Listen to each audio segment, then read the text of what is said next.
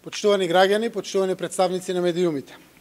Вечерва имавме информативна средба, политичките представници, на која беа презентирани и дискутирани предложените идеи од медијаторот Нимиц, после што разменивме информации и мислења и за разговорите меѓу мене и премиерот Ципрас.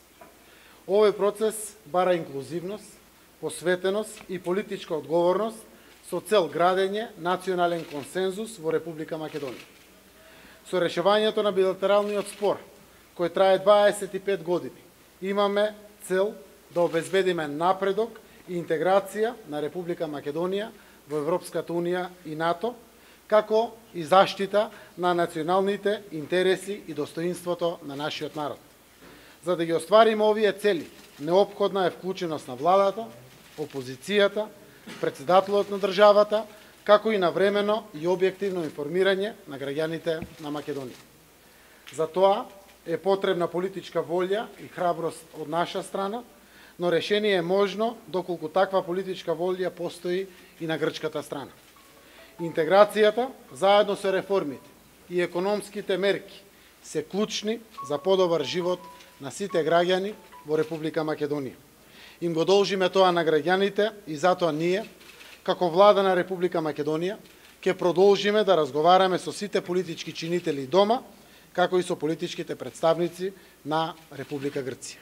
Благодарам. Господин Ахмети кажа дека ова е почеток на крајот на еден долгогодишен проблем. Тоа вие не го кажавте. Дали да не навлеземе во детали и да кажеме дали сте предложиле конкретен предлог и до другите политички представници, дали вие тоа може да го кажете? По мене ми е драго што сите седиме на маса и разговараме за ова прашање. Мене ми е драго и како што соопштив, сите сме со иста цел, Македонија да ја интегрираме во НАТО и во Европската Унија. И овие стратешки цели за нашата земја се приоритетни за сите политички чинители. Имајќи ги во предвид преговорачките процеси кои што предстојат, секако и вие новинарите, но и граѓаните знаете дека мораме да внимаваме за да не ги нарушиме позициите на нашата земја во преговорачкиот процес. Но сите граѓани ќе бидат навремено информирани, како и консултирани во текот на целиот преговорачки процес. Конечна цел наша заедничка е да се најде решение за да може Македонија да биде членка на НАТО и да отпочне преговори со Европската Унија. Во средбата значи беше и лидерот на опозицијата, значи мислам на лидерот на ВМРО ДПМН Христијан Мицковски. Дали според тоа што беа разговарано, дали може да се очекува национален консензус од наша страна? Значи ние денеска информиравме по ова прашање. За ставовите на господинот Христијан Мицковски ВМРО ДПМН ќе ви соопшти тој.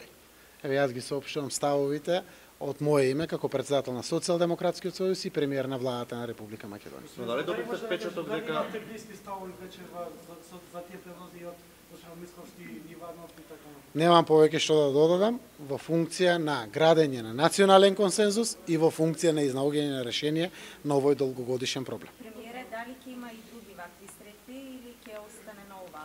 Предпоставувам дали на повидо ќе повторно среќавање на државно политика? Секако дека ќе има и се надевам дека и до крај заедно сите ќе обстоиме на ваквите средби. Ова беше средба за да ги информираме сите во очи на доаѓањето на медијаторот Метју Нимиц, да се обидеме да размениме мислења сите, да разговараме отворено за овие прашања, како секако нашата позиција како Република Македонија во процесот би била поунисона и подобра во функција на конечно решение, напоменувам, не на одложување, туку на решение на овој долгогодишен проблем. Mr. Prime Minister, the Constitution is a red line for Greece. I am from Greece. What is your opinion?